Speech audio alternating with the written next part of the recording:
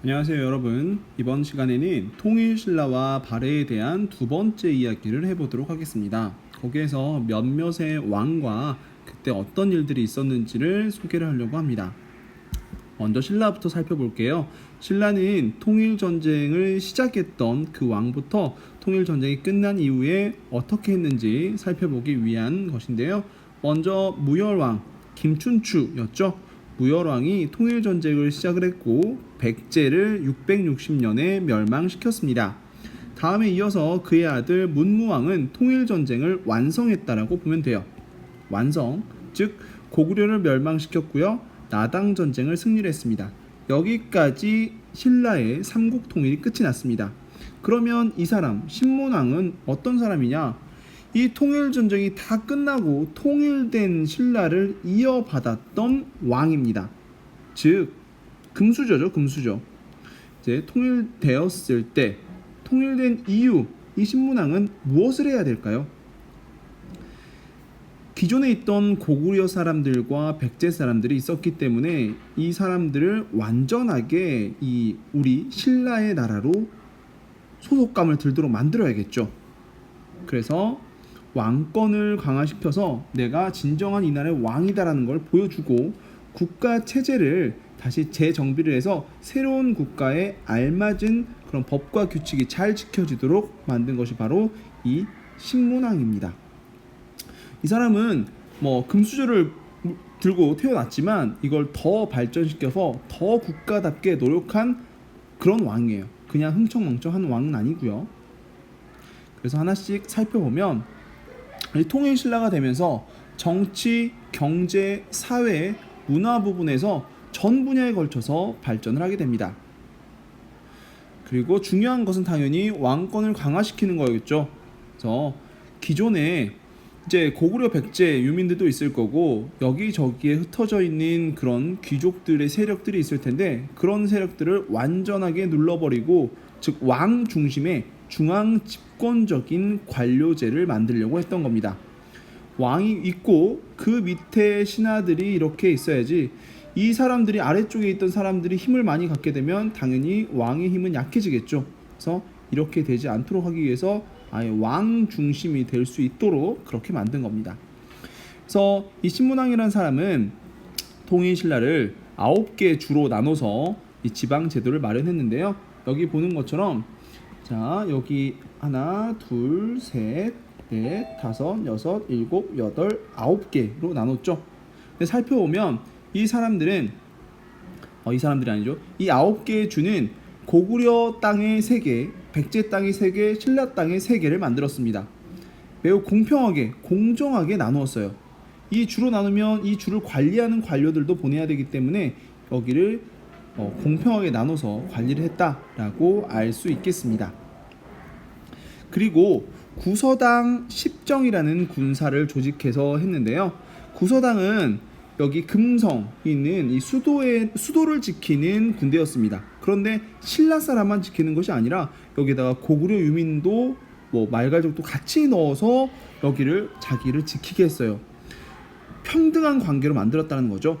그 다음에 십정 각 이 주마다 하나씩 이렇게 군사를 보내서 했는데 그럼 9개잖아요. 9개 주에다 보냈는데 왜 십정이냐?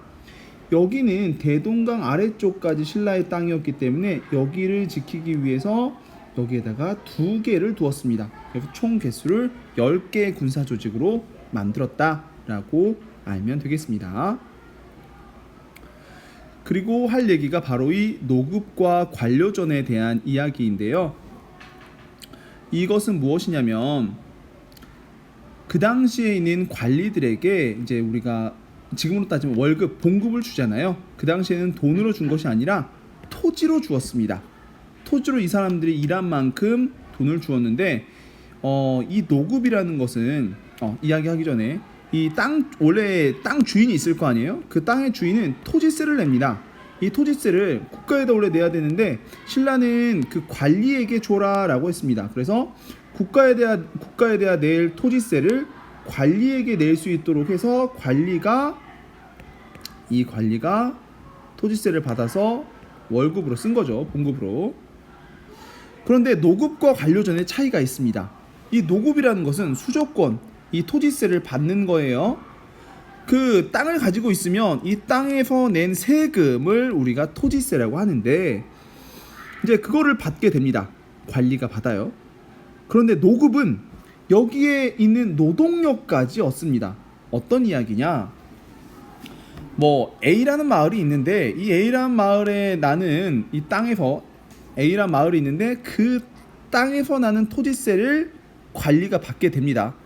뭐 영주라는 관리가 받게 됩니다. 영주라는 관리가 받게 되는데 이 관리가 어떤 일까지 할 수 있느냐? 이 마을에 살고 있는 사람들에게 야 우리 집 와서 화장실 청소 좀 해.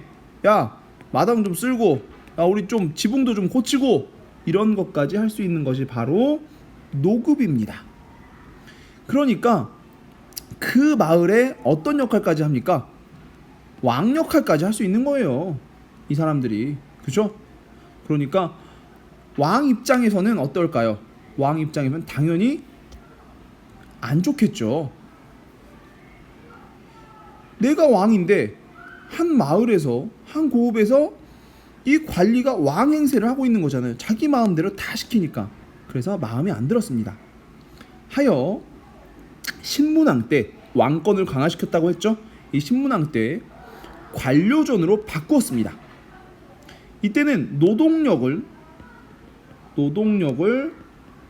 갖지 못합니다.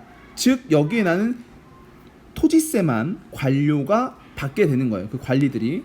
그러니까는 왕 입장에서는 이제 더 이상 이 관리들이 왕의 역할을 못하니까 왕처럼 행세를 못하니까 왕의 입장에는 좋죠. 근데 누구 입장에서는 안 좋겠어요? 관리들 입장에서는 안 좋겠죠. 즉 관료전은 왕권을 강화시켜주고 관리들의 힘을 떨어뜨려주는 역할을 했다고 보면 되겠습니다. 그런데 다시 위쪽으로 보겠습니다. 자, 이 부분을 살펴보면 하대, 상, 중, 하로 오는 겁니다. 시간이 지나면서 왕권이 강화해서 잘 지내다가 관리들의 반발이 심해지면서 하대 쪽에 다시 노급을 지급했다고 했어요. 즉 이렇다는 얘기는 누구의 힘이 관리들의 힘이 올라가고 왕권의 힘이 약해졌다라고 생각할 수 있겠죠. 아니면 왕이 엄청 힘을 갖고 있으면 어디서 관료전을 뭐라고 해? 관료전만 받아. 노급은 안 돼. 이렇게 얘기할 건데 노급으로 해주세요. 자꾸 이야기를 하면서 왕이 어쩔 수 없이 들어줘야 됐다는 건 관리들의 힘이 세졌다라고 볼 수 있겠습니다. 그리고 신라의 대표적인 바로 신분제도는 골품제도인데요. 골품제도는 뼈에서부터 다르다. 뼈부터 품격이 다르다라고 해서 골품제입니다. 골제와 품제가 합쳐졌다는데 뭐 이 이야기까지는 여러분들이 알지 않아도 괜찮을 것 같고요. 보면 왕족과 왕족 사이에서 태어난 걸 가장 최고 성골이라 부르고요. 한쪽이 왕족이고 한쪽이 귀족이면 이건 진골이라고 했습니다. 자, 여기에 골이 들어가 있죠. 그 다음에 이건 읽어보면 되고 그 다음으로는 이제 품, 육두품, 오두품, 사두품 그 아래쪽으로 있는데 이제 자연스럽게 사라졌고요. 그러니까 품 중에서 가장 높은 쪽은 육두품입니다. 근데 이것은 중요한 부분이 이거예요. 신분에 따라서 맡을 수 있는 관리나 승진이 제한되어 있습니다. 올라갈 수 있는 한도, 아무리 능력이 뛰어나도 내가 태어난 신분이 육두품이면 그 이상으로 못 올라간다는 겁니다. 그래서 이거는 관리 승진 제도만 얘기한 게 아니라 집의 규모, 장식물, 옷, 수레 등도 전부 다 신분에 따라서 가질 수 있는 것이 한정되어 있었습니다. 엄청나죠? 그 다음에는 발해를 살펴보면 이 세 왕, 전성기 때 세 왕을 살펴보면 되는데 이것까지만 보면 될 것 같아요. 처음에는 이제 당에 이렇게 반대 입장, 강경한 입장을 취하다가 다음으로는 이제 더 이상 안 된다 해서 당과 친선 관계를 맺어서 이제 이런 활동들을 했죠. 유학생도 보내고 수입하고 이랬고 이제 마지막으로 이 성왕 때는 고구려 영토의 대부분을 차지했다라고까지 알면 되겠습니다. 마지막으로 정리를 하면 이렇게 발해 행정 조직은 삼성 육부제가 있는데 이건 이제 당나라 것을 원래 수용했지만 그것을 바꾸어서 독자적으로 운영했다라는 것까지 알면 되겠습니다. 자, 여기까지 잘 보고요.